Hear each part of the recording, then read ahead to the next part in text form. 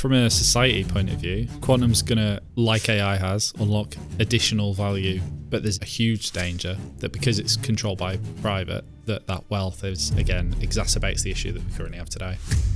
It's a shift in industry as well, isn't it? In the past, it'd be IT people going in, designing technology, putting it out there. But now, scientists, isn't it? Strange world. If quantum computing becomes more mainstream, in theory, you could break an SSL cert in like an hour or minutes.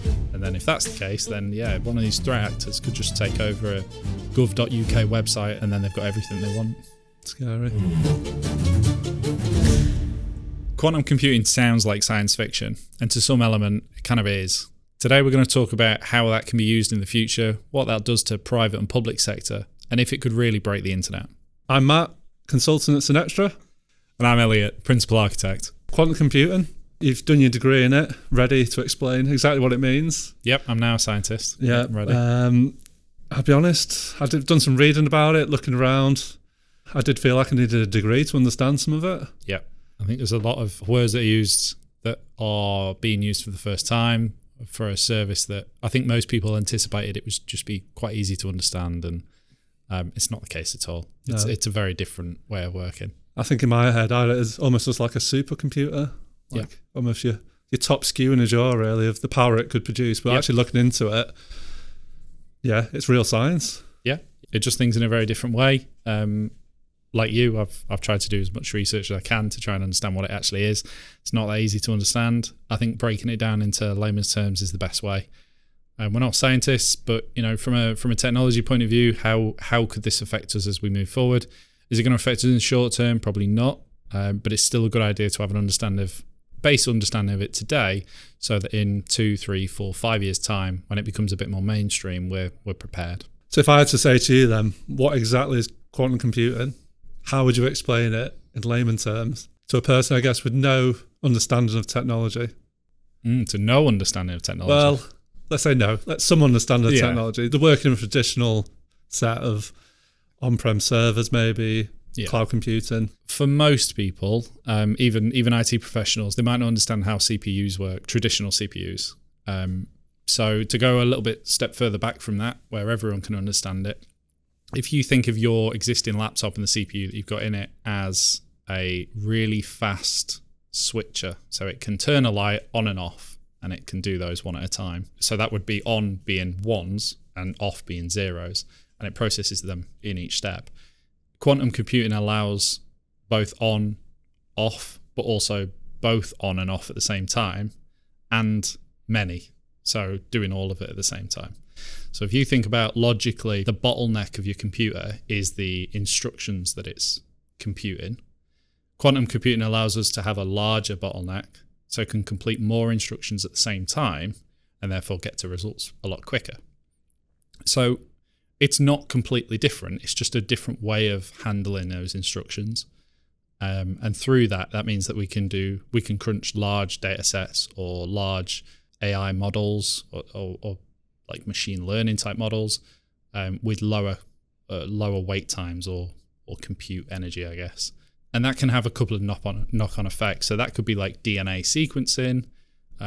We could be looking at encryption testing or encryption breaking, but also just generally, if we're going to leverage AI against this in the future, not today because it's not really there yet, but it would just mean that all of the compute that we've got available is far more efficient than it is today. Well, I think the explanation I saw about it is if you flicked a coin in the air, it would neither be heads or tails because it's spinning constantly. Compared to if it was a standard computer, it'd be heads or tails when it was on table. But I think then what makes it more complicated, isn't it? So you've got heads or tails, or it could be both, but then you can flick another coin into the air and then that can start picking up what that coin's doing. There's infinite amounts of coins that can be in the air at the same time that all are linked to each other. Yeah, so it could be heads, tails, heads. There's all these combinations, which just gives it all that power then to produce it. And I had visions of, you remember the old mainframe computers, which would sit there in your data center, something like that. But actually looking at it, it looks like a giant chandelier. The ones I've seen, the humongous water-cooled. Yeah, that's all for cooling, isn't it? Yeah. So the actual power to run one. Yeah. It's going to enormous. Yeah. And at the moment, they're running they'll run like a maths equation on it. That's all that they're doing with it. Yeah. Obviously, when it gets to a point where it fits in your hand and it's like can go in an appliance, it'll be completely different. But I think what I've read, it's like 5 to 10 years away, I think, from it. Do you think we'll ever get it? Or will it be blocked? Do you think the conspiracy of there's almost too much compute, too much power could take over the world?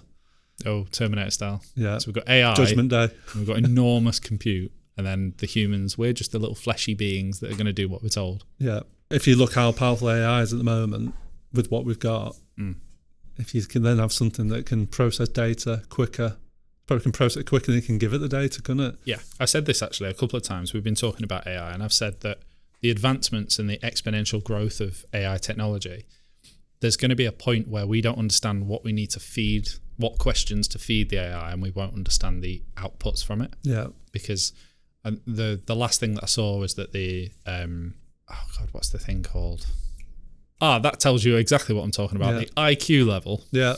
See, I couldn't even think of it. That's how low my IQ is. The IQ level of AI today is 155, and Einstein's was 160. Wow. So they reckon that in, I think it was a year, it'll be 10 times that. So if it's got 1600, let's say, IQ, the output from it, we won't be able to understand. Just won't be able to compute. Our little brains won't be able to compute it. Exactly, yeah. We'll be at a point where, okay, we're using massive data centers to do this, but we'll be at a point where AI is capable of baffling even the best brains that we've got in the country or the world. That's when you're going to need the chip implanted into your brain, isn't it? So you can take on more compute. Yeah. But then the chip takes over and does everything for us, and then, We're all robots. Yeah. And then we turn into batteries like the Matrix. Yeah. I guess from our side, we're talking about AI, but what legitimate uses do you think? Like, what industry do you think will benefit from this? It's just massive compute, really, is all it boils down to. So I think people like pharmaceutical. Yeah, big pharma is probably the industry that'll take over it first. Yeah. And then I would imagine something like flight or aerospace engineering, something where you need like advanced models. Yeah. I'd be very doubtful that we'd see Burger King and McDonald's using quantum computing, but maybe, who knows? Yeah. I think it's going to be, I've got masses of data. So that wind farm company we spoke to recently, they might be interested in it for like air modeling. Yeah. It's going to be pretty limited use case initially. Do you think people will be crypto mining off at them? Yeah, I mean, there's a worry that because of the way that it can, and we've not really touched on this yet, but from an encryption point of view, there's the potential that if the quantum computing was like leveraged in the right way or the wrong way, I suppose, depending on which way you look at it, that it could actually just break blockchain technology. So it could, in theory, mine all the Bitcoin within a day. If that happens, obviously one person owns all the Bitcoin, probably devalues it massively. So then crypto doesn't really exist anymore. Yeah. It could have a massive impact. I mean, financially, there's a lot of pension investment companies, a lot of banks, and a lot of big PE firms that are all into crypto at the moment. Whether they're going to get out before quantum is a thing or not, I don't know. It does make you think it's going to be hidden, doesn't it? Almost like military use. Or you think of the cost that it currently takes to deploy these. And okay, there'll be some reduction in cost as time goes on, but there'll be people that own the technology, and I reckon that'll be private. Yeah. So if I was, putting my villain hat on, trying to make the most money in the world, I would be a private entity, and I would just I would rent it out. Yeah. I think it's very unlikely that public sector gets any sniff of this in the early days. Yeah. Apart from the likes of, again, depends on your view, but the threat actors, so China, North Korea, not Russia because they're not really up there with tech, but China's probably a good example of a nation state that could use quantum computing to their advantage. If they decide that, okay, we've got quantum computing capability now, and as a result of that, we can just walk through any encryption anywhere. Yeah. China could just take over the digital landscape of the world overnight. Scary, that, isn't it, really, when we think of it? Yeah. I think in terms of simple terms, I think for, general population of businesses, I think the biggest one's things like VPNs, isn't it? SSL certificates, being able to break the encryption on them within minutes. Yeah. So we all know about brute forcing. Obviously, you can brute force a password a little bit easier than you can with a cert or anything like that. But if you think a brute forcing like a SSL cert might take you X amount of years, by the time that happens, it's already expired. If quantum computing becomes more mainstream, in theory, you could break an SSL cert in like an hour or minutes. And then if that's the case, then yeah, one of these threat actors could just take over a gov.uk website and then they've got everything they want. Scary. So in terms of public cloud providers, do you see there's going to be a race to be the first person that's going to build one, or do you think they're going to watch around and see what's going on with it? Yeah, I think the two main ones, because I don't know that AWS are currently playing in this area. They might be, but I don't know how public it is. But I think the spend would be huge. I want it to be able to get to like prototyping one, the technology behind it. Well, Google and Microsoft have both got working examples, working prototypes. Google, I think, were the first, and then Microsoft have been catching up. Obviously, as a big player in the space, especially in AI and data, Microsoft are going to be spending a huge amount of money on this, getting this ready.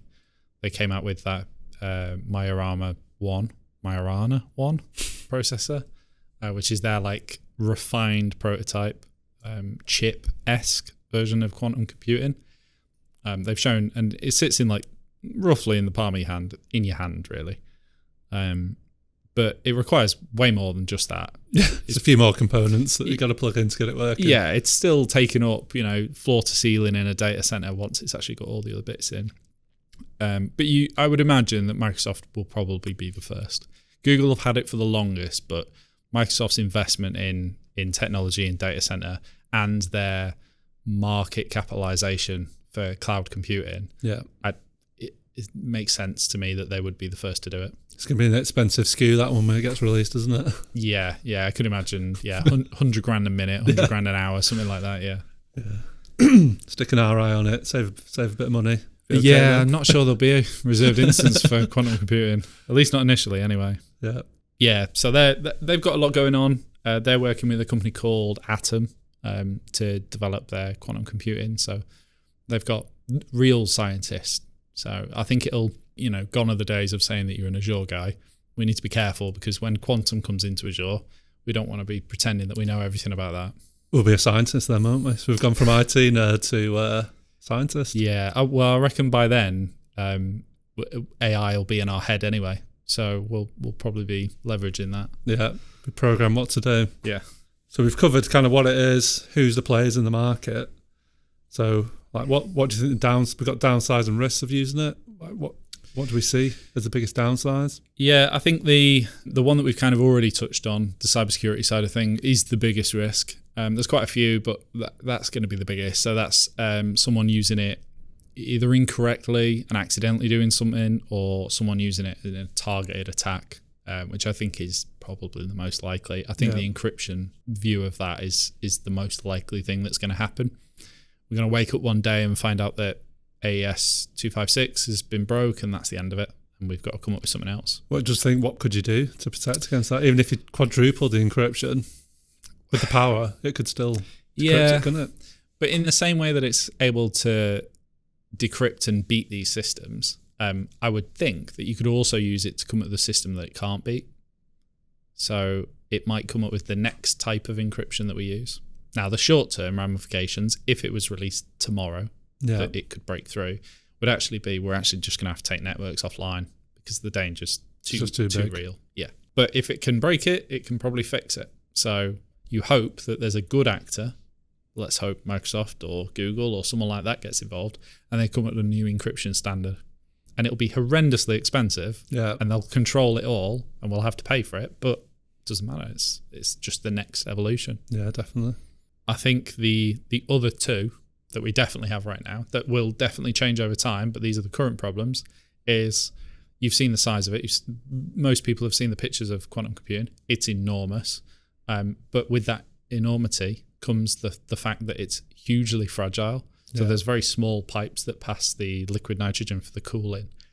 And it's not the sort of thing that you would put in a data center hall and have people walk near. It needs to just knock your shoulder into it and cause $1 billion worth of damage.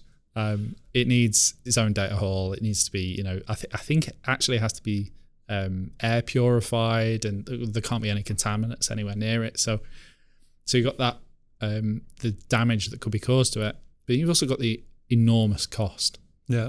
So from a risk point of view, you take this on as an organization like Microsoft, They've already spent all this money, invested it all. They need it to work. And if it doesn't work for Microsoft, probably not the end of the world. Yeah. But if someone smaller was to start building this technology, a new lab, new set of scientists, then it could be a bigger problem. It could easily bankrupt a company. Yeah. And there's always a danger, of course, if this is 5 years away, that some new technology just slips in before that 5 years anyway. The advancements of AI, we might find out that there's a better way of handling processes and instructions, and a new process is made that is 90% of what quantum computing could give us. And probably for 99% of the world, they don't actually need it, do they? No, I mean, one of the things that people are trying to point out is that quantum computing is very good at crunching data. Yeah. But it's not necessarily going to replace the CPU in your phone or in your laptop. Yeah. We don't need to throw terabytes of data at a piece of compute and come up with a solution. We just need to be able to write an email and send it to someone. Well, you get your day job done, wouldn't you? Start at 9, finish at 10 o'clock. Yeah. That's that powerful. It's done all your work for you. Again, we're at that curve of, okay, well, our brains aren't capable enough. Yeah. I mean, some brains are more capable than others, but okay. Got some figures for you. And these are pretty interesting. So public spend in 2023 was $42 billion. Just on the development? Just on the development of the technology. And that's public, so that's not private sector. That's governments and I would imagine military and data application. Yeah. Huge amount of money. So I guess a race to the finish, isn't it? First one to get working. That's only of the reported countries as well. So typically governments have to report what they spend, but not all countries have to do that. And then from a private point of view, we get way less reporting, but it's over 15 billion in 2024. So there's a lot of money being spent. It's a big market. It'd be quite interesting to see what happens. So we'd hope that public would be the government's building it for the security and the advancements for their people that live in their country. Yeah. What's the term? Residents. For their residents. But private, they're definitely building the solutions for profit. So how are they going to profit? Yeah. Who knows? But the return on investment, I actually think of spending that type of money, and we're talking 5-10 years. Yeah. I mean, OpenAI built a multi-billion-dollar company off graphics cards by just buying loads of graphics cards. So you think if you buy the next version of the new technology, 100x your money, I would imagine. But obviously you need very smart people to be able to do that. Yeah. But it's like you say, something could come out, couldn't it, between now and then, which might be 6% of the power. Yeah. You don't need to have the giant chandelier. Could just run in a normal data center. That'd be nice. We always tend to talk about the 80-20 rule. If it's 80% as good, and you don't really care about the 20%, then you do that. So if it costs you £1 million rather than £1 billion, okay, I'm sold. 80%, that'll do. We don't need the rest. Sign me up. Well, if we're talking about AI, aren't we? We're talking about lower end jobs, people losing the jobs. Just the low end ones. But at the moment, isn't it? That's what the discussion's around. Yeah. The end of the human, if it comes into play. The end of the human. The end of the human. Yeah. This is a horrible. But now I've got a quantum computer. It's not just coming after the low hanging fruit jobs, is it? We're talking, like I say, people who are working on investment portfolios. Highly skilled financial jobs. Could it take over them? Yeah. I mean, in theory, yeah. They already have, BlackRock have the largest AI trading algorithm that they use for actual trading, but also insight. The name escapes me at the moment, but if you say, okay, well, we'll now have the ability to compute even more data at a faster speed, then from a trading investment point of view, that's that box ticked in my eyes. It's never going to replace a plumber or a joiner or any physical activity. Well, until we get Tesla robots or whatever it was. Yeah. But yeah, certainly possible. From a society point of view, quantum's going to, like AI has, unlock additional value or massive value. But there's a huge danger that because it's controlled by private, I suspect predominantly private, that wealth is, again, exacerbates the issue that we currently have today. So the average person's probably never going to benefit from quantum computing. At least if it's 5 years away, then even 10, 20 years away, we're probably still not going to benefit from it. Just the knock-on effect of what it can create instead. Yeah. Because why would you want a quantum computer when you're Joe Bloggs sat at home. I guess it's a shift in industry as well, isn't it? In the past, it'd be IT people going in, designing technology, putting it out there. But now, scientists, isn't it? Data engineers and scientists, yeah. Strange world. Yeah. Do we think quantum computing could actually break the internet? Yeah, in theory. I mean, we're talking about the ability to break SSL, to break into firewalls, break into VPNs. There would potentially be a point where everyone starts to take services offline, unless there's a fix found for it in the future. I guess at that point, that's the actual core network of the internet, isn't it? It's been taken off. ISPs being taken offline. Yeah. Firewalls, routers. That would be the proactive way. So providers go, okay, well, I'm going to shut everything off until we found out what we're doing. Which we've seen more and more people do now with cyber attack, haven't we? Yeah, it should be the first thing you do, right? Turn everything off. And the other view of that is that, well, what about if a bad actor gets access to it? So and this isn't, no slight on China, but let's say China get quantum computing capability. They want to take the world's internet offline. In theory, they could do it. They could just, not DDoS, but they would remotely attack. Yeah. And and there you go. Internet's gone. Power's off. What would we do for a job? Don't know. What would people do? Scrolling TikTok for 10 hours a day. They're just going to have to sit there and stare into a dark void instead. Or talk to each other. Yeah, imagine that.